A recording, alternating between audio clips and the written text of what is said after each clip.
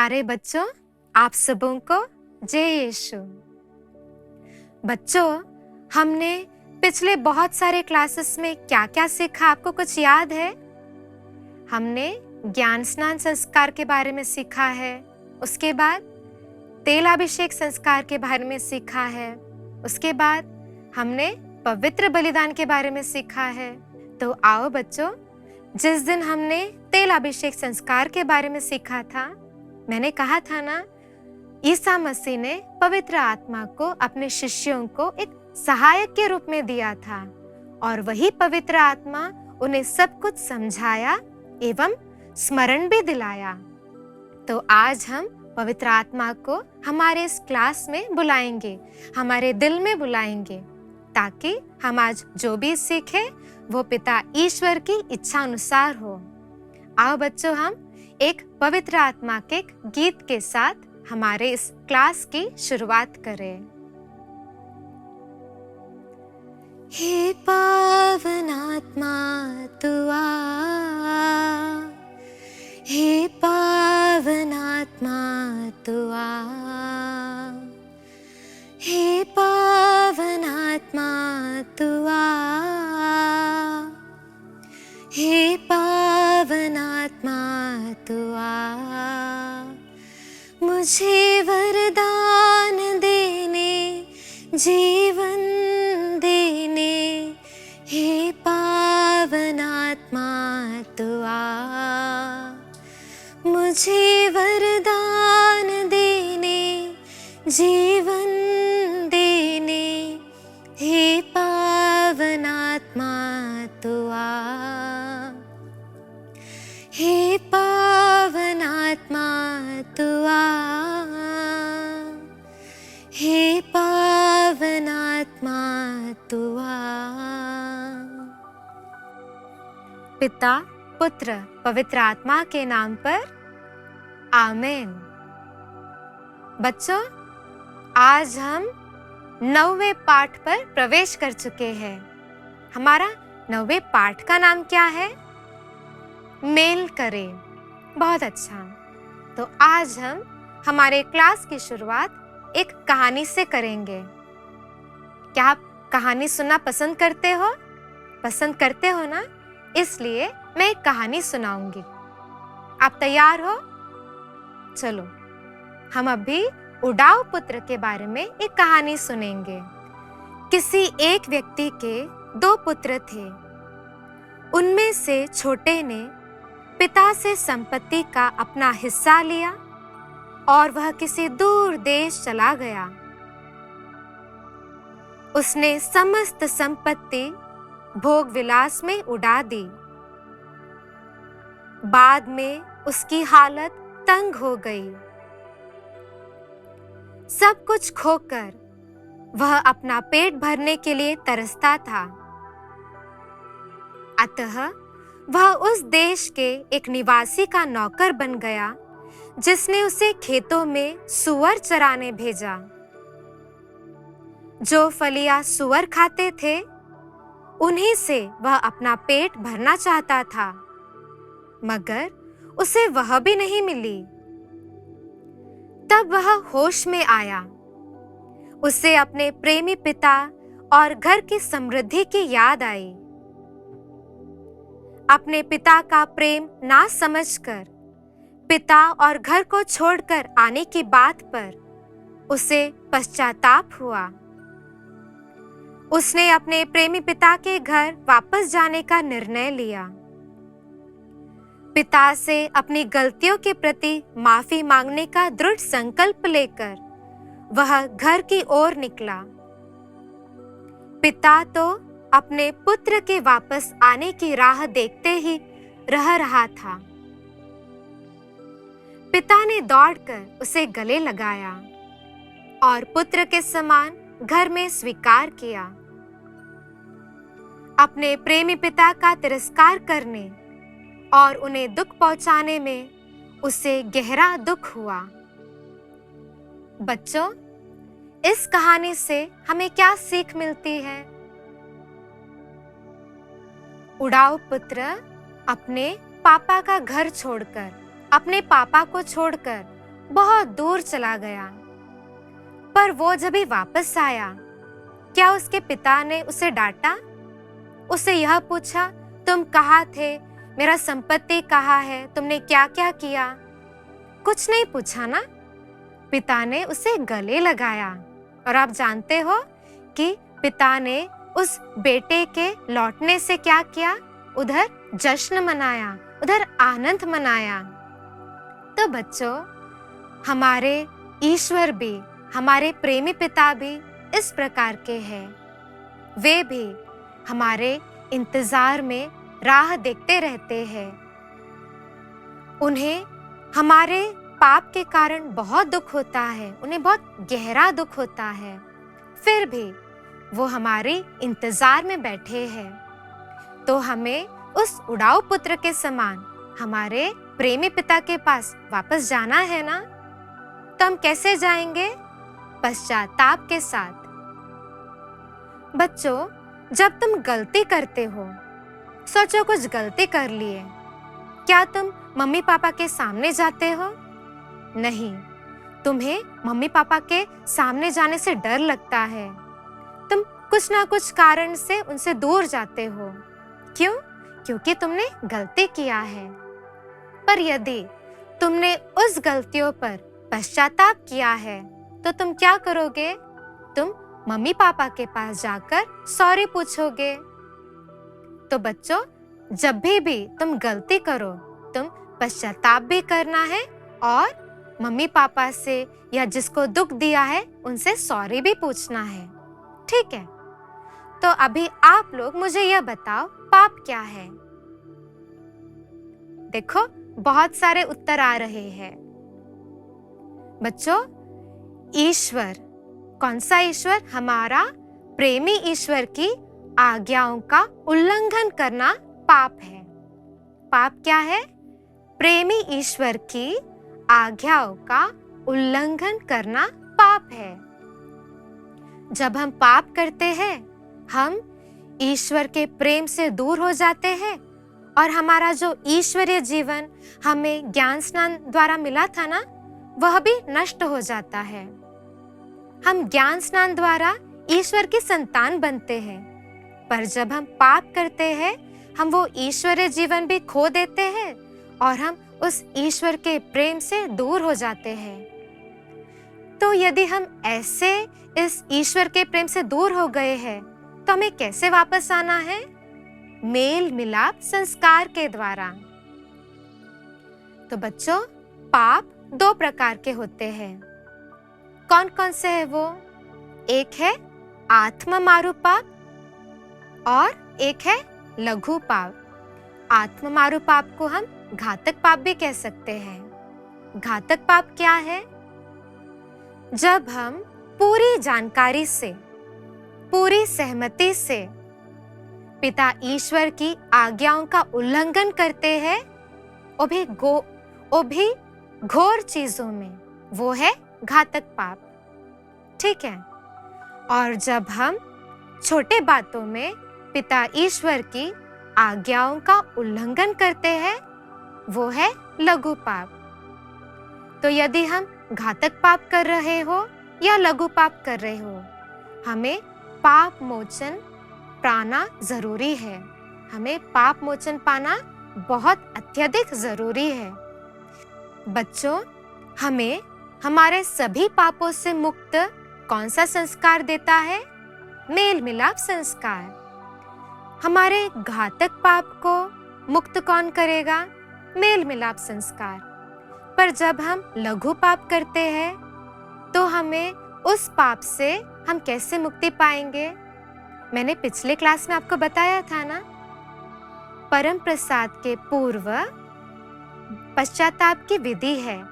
उसमें जब हम पश्चातावे के साथ भाग लेंगे, उस प्रार्थना को बोलेंगे, तब हम लघु पाप से हमें मुक्ति मिलेगी। इन चीजों को कभी नहीं भूलना। तो मेल मिलाप संस्कार द्वारा हमारे सभी पाप क्षमा किए जाते हैं और हम फिर से ईश्वर की संतान बनते हैं। बच्चों, आज के इस क्लास में हमने पश्चाताप के बारे में सुना। जब सच्चा पश्चाताप हो तभी हमें पापों से मुक्ति मिलेगी। तो ये पश्चाताप क्या है?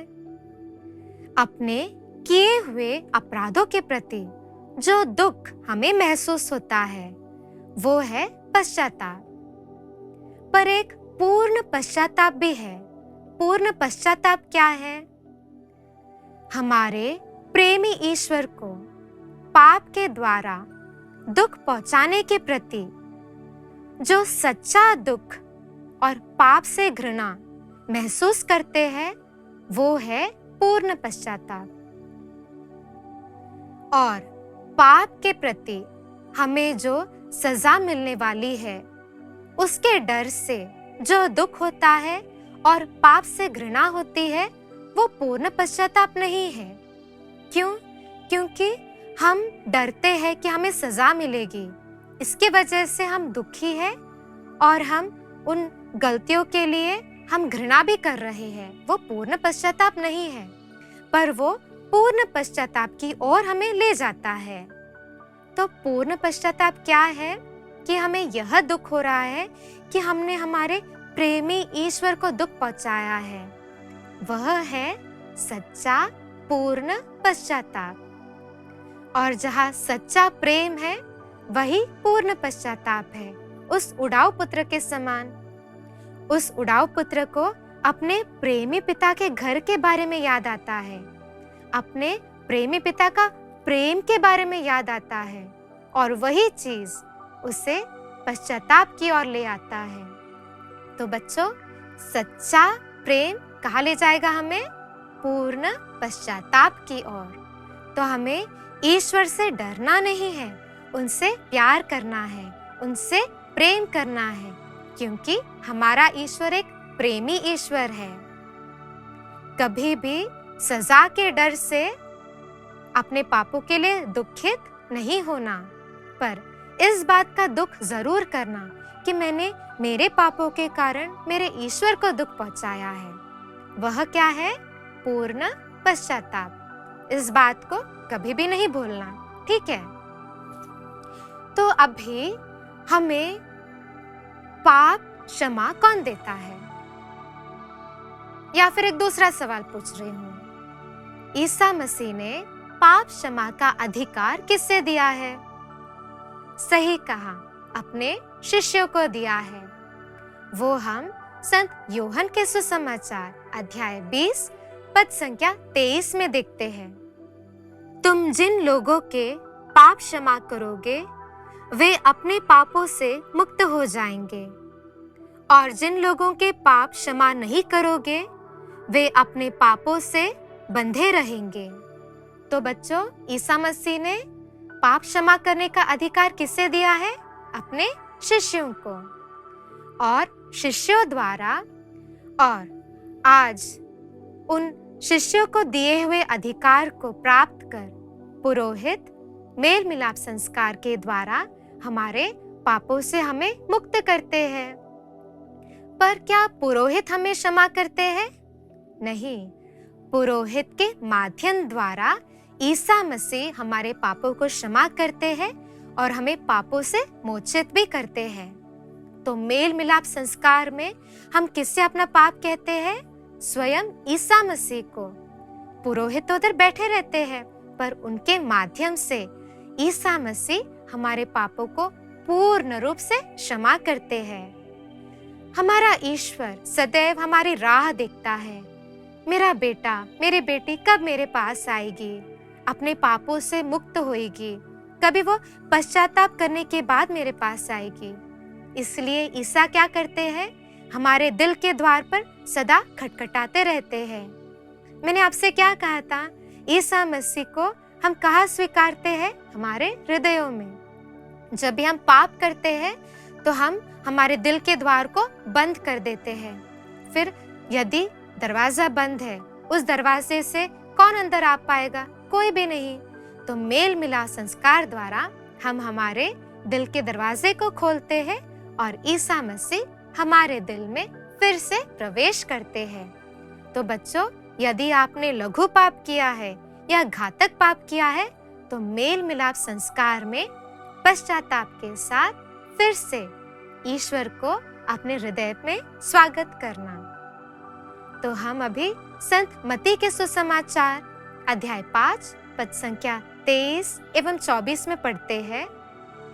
ईसा कहते हैं, जब तुम वेदी पर अपनी भेंट चढ़ा रहे हो और तुम्हें वहां याद आए कि मेरे भाई को मुझसे कोई शिकायत है, तो अपनी भेंट वही वेदी के सामने छोड़कर पहले अपने भाई से मेल करने जाओ और तब आकर अपनी भेंट चढ़ाओ।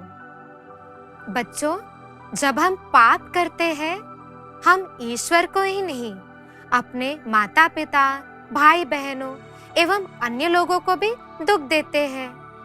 तो हमें क्या करना चाहिए?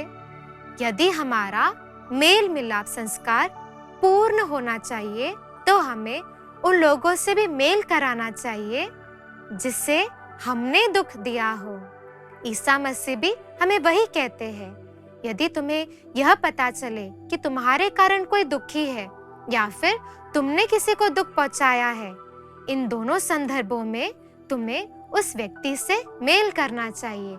उसके बाद ही आकर तुम्हें पवित्र मिस्सा बलिदान में भाग लेना है। इन चीजों को भी आप कभी नहीं भूलना, क्योंकि परम प्रसाद को हम स्वीकार करने जा रहे हैं और जब भी मौका मिले आप परम प्रसाद को जरूर स्वीकारना, पर इन चीजों को भी याद रखना, क्योंकि ईसा मसीह हमारे दिल में आते हैं। तो हमारा दिल कैसा होना चाहिए? पिछले क्लास में हमने क्या सीखा? हमारा हृदय पवित्र होना चाहिए। बच्चों, आज का क्लास आपको कैसा लगा? तो यदि आपको किसी से भी कुछ दुख मिला हो या फिर आपने किसी को दुख दिया हो, उन व्यक्तियों के साथ जरूर मेल करना। यदि आपके पास ऐसे कोई व्यक्ति है या फिर कोई दोस्त है जिससे आप बात नहीं कर रहे हो, जिससे आपको बहुत सारा गुस्सा आ रहा है, जिससे आप बातचीत नहीं करना चाहते, उस व्यक्ति ने आपको कुछ दुख दिया हो, आप जरूर ऐसे व्यक्तियों के पास जाना, उनसे मेल करना, उसके बाद ही आप परम प्रसाद स्वीकारना और सारे पापों को मेल मिलाप संस्कार में कह देना। प्यारे बच्चों, आज के इस क्लास के द्वारा अब कौन सा निर्णय लोगे? हाँ, सही कहा कि हम पूर्ण पश्चाताप से ही मेल मिलाप संस्कार में भाग लेंगे। बहुत अच्छा। अभी आपको मैं काम दे रही हूँ, क्या आप तैयार हो उस काम के लिए? आपको पश्चाताप की विनती को बाय हार्ट करना है। जिस दिन आप मेल मिलाप संस्कार को स्वीकारोगे, उस दिन आपको इस पश्चाताप की विनती को बोलना है। तो अभी से ही हम बाय हार्ट करेंगे तो अच्छा है ना? इसलिए इस पश्चाताप की विनती को आपको बाय हार्ट करना है और हर एक मेल मिलाप संस्कार में आपको इसे बोलना भी है। ठीक है? अभी हम पढ़ चुके हैं, देख चुके हैं कि मेल मिलाप संस्कार क्या है। अभी बच्चों, हम सब खड़े हो जाएंगे और एक गाना गाएंगे। क्या आप तैयार हो? पाप से मेरा मन मलिन होता, ईश्वरीय जीवन दूर हो जाता, मेल मिलाप संस्कार लाता, अंतकरण में शुद्धता लाता, अंतकरण में शुद्धता लाता। पाप से ईश्वर को दुख दिया, दुखी मन जो ईश्वर को दो, पाप मार्गों को छोड़ दे दो, मेल मिलाप का संस्कार ले लो, मेल मिलाप का संस्कार ले लो। बच्चों, अभी आप लोग पेज नंबर 59 पर आइएगा। हमें अभी उत्तर को ढूंढना है। क्या आप लोग तैयार हो? तो हमारा पहला प्रश्न क्या है? पाप क्या है? पाप कितने प्रकार के हैं? बच्चों, पाप क्या है? हमने सीखा था ना? प्रेमी ईश्वर की आज्ञाओं का उल्लंघन करना पाप है। और दो प्रकार के पाप हैं, घातक पाप और लघु पाप। अभी हमारा दूसरा प्रश्न क्या है? पूर्ण पश्चाताप क्या है? बच्चों, हमने पूर्ण पश्चाताप के बारे में भी सीखा था। क्या आप लोगों को याद है पूर्ण पश्चाताप क्या है? सही कहा। हमारे ईश्वर को पाप के द्वारा दुख पहुंचाने के प्रति जो सच्चा दुख हमें होता है और पाप से घृणा महसूस होता है, वो है पूर्ण पश्चाताप। बहुत अच्छा। अभी हमारा अगला सवाल क्या है? घातक पापों से हम मुक्ति कैसे प्राप्त कर सकते हैं? तो बच्चों, आप लोग बोलो, घातक पापों से मुक्ति हम कैसे प्राप्त करेंगे? बहुत अच्छा, मेल मिलाप संस्कार के द्वारा। अभी हमारा आखिरी सवाल क्या है? मेल मिलाप पूर्ण होने के लिए हमें क्या करना चाहिए? हमने इस उत्तर को भी देखा था। कौन बताएगा? यदि हमारा मेल मिलाप संस्कार पूर्ण होना है तो हमें और क्या करना चाहिए? जिन व्यक्तियों को हमने दुख दिया है उनके साथ हमें मेल करना है, तब भी हमारा मेल मिलाप संस्कार पूर्ण होगा।